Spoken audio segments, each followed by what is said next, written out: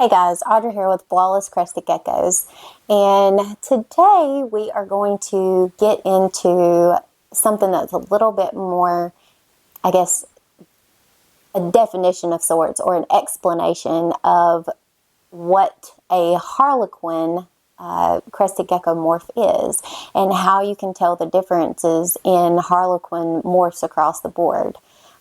So stick around and let's figure out how to identify Harlequin crested geckos.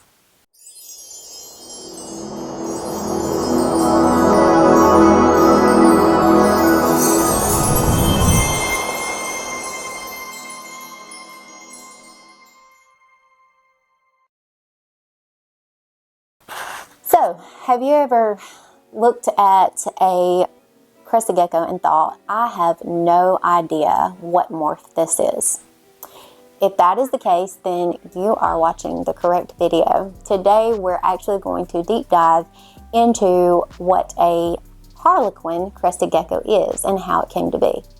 Now, Harlequin crested geckos, across the board, a lot of people will refer to them as Harleys. You'll hear that a lot, Harley crested gecko, and it's just short again for Harlequin crested gecko.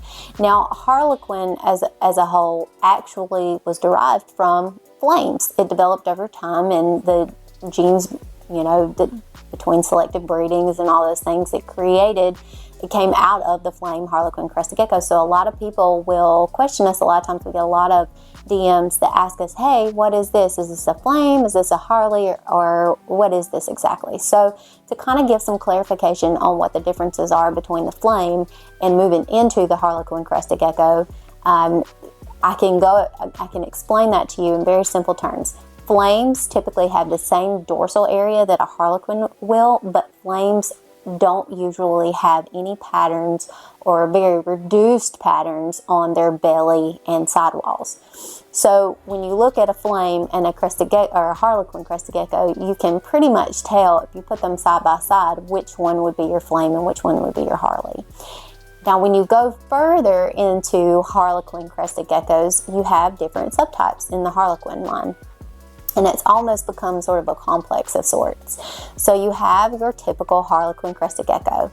You'll see the familiar pattern down the back, down the dorsal area, and then you'll see the vertical lines of that pattern continuing kind of through the sidewall and the bellies. Now, that's not to be confused with tiger crested geckos, because tiger crested geckos also have the lines, the vertical lines that go from the dorsal, but they are very connected in nature with their dorsal down their sidewalls. Harlequins, in direct opposition of that, they have the same patterning on their sides and bellies, but it's not connected from the dorsal.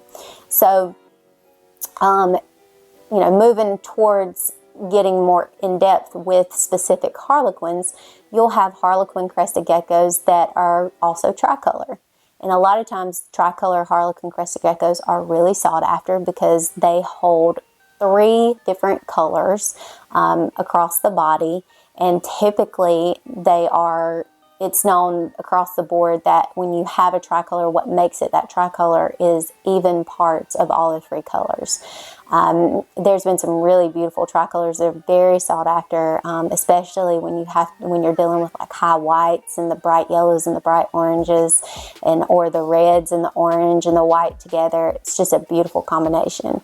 When we initially started in on crested geckos, high white reds were like our real goal. We set a goal. We loved Harlequins, and throughout the years, we've improved upon our Harlequins, and those tricolors with those high whites and reds and oranges and yellows that you see are just absolutely, as far as beauty is concerned, it's just bar none some of the most beautiful geckos that you will find is a tricolor Harlequin crested gecko.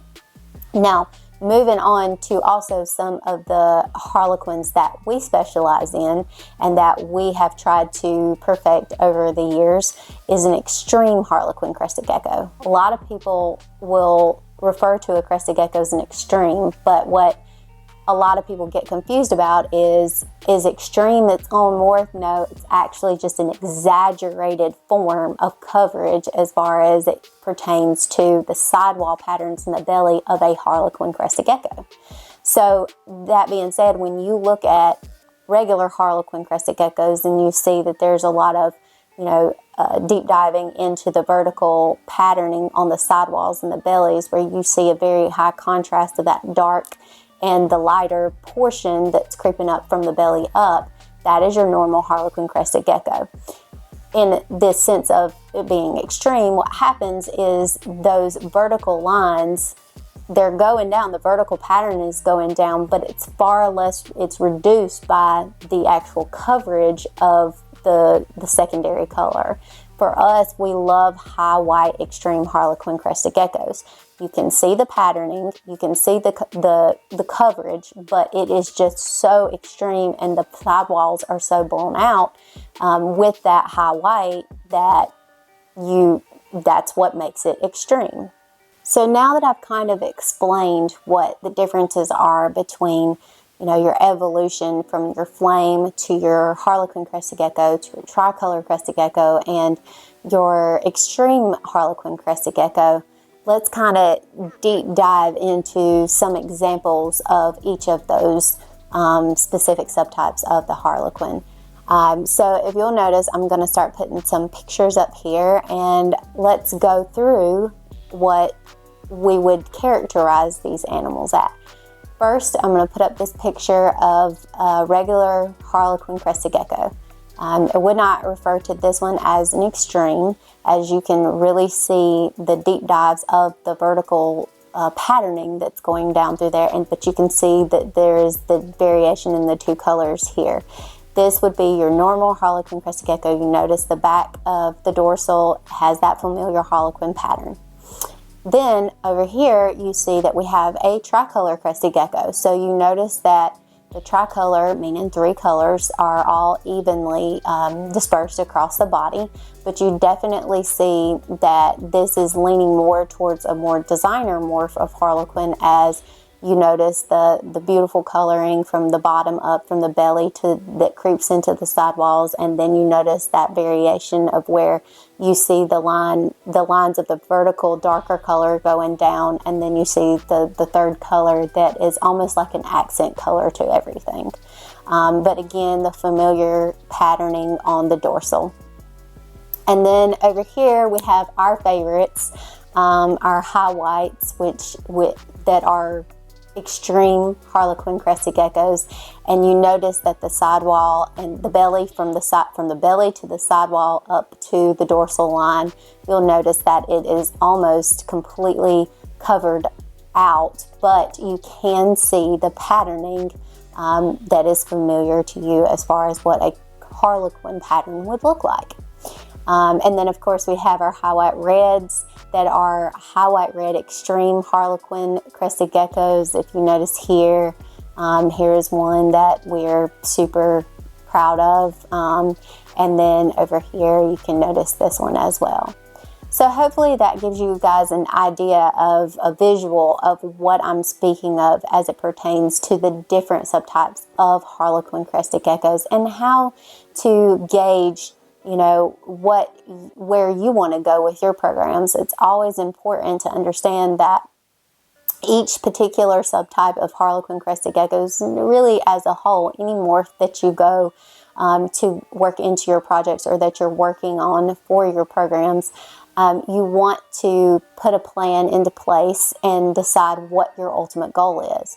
Breed for yourself first, and then, everything else, obviously you're going to have multiple animals that may not meet your goals as far as what you're looking for, but they may be awesome for somebody else's program. And because this industry is so huge and there are so many people that have such different tastes, there are going to be people that love flames, there are going to be people that love regular Harlequin crested geckos, there are going to be people who absolutely dive over a tricolor crested gecko, and then of course there are going to be people like us who absolutely have an affinity for those high expression extreme Harlequin crested geckos, and typically we like them in the high white and red category. But if you have any questions specifically about Harlequins, or how to tell apart, maybe you need something clarified, feel free to comment down below. If you like this type of video, let us know, hit the like button, and we really appreciate your support, as your continued views and your shares and things like that, that really helps us continue to do what we love doing. And we love you guys.